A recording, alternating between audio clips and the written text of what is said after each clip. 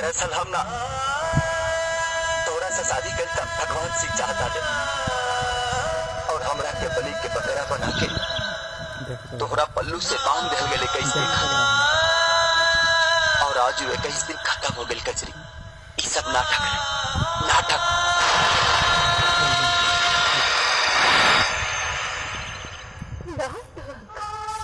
खातिर सब नाटक हो सकेला,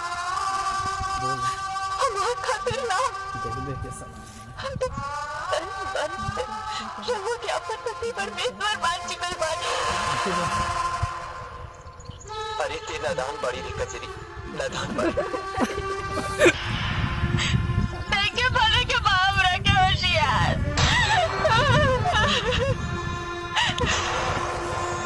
मत रुक, मत रुक, हमारी बात समझने की कोशिश कर।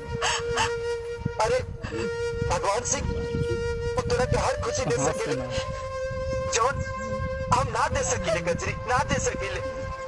अरे मौका कहा दीजी, अच्छा कपड़ा दे दी,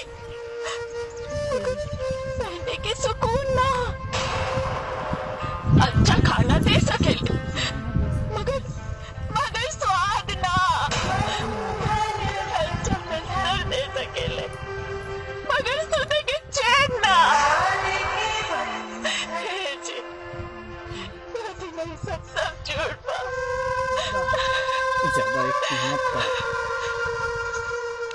हम मर जाए, शैतान के मंशा कबो पूरा ना होके रे। पागल मत बन कजरी, पागल मत बन। भगवान सिंह खाली नाम के भगवान ना, अरे वो हमरा खातिर सच में भगवान बड़े। अब तोहरा के सही सलामत टुकड़ा हवाले कई हमार फर्ज बा। जी, भगवान के प्रसादी चढ़ावा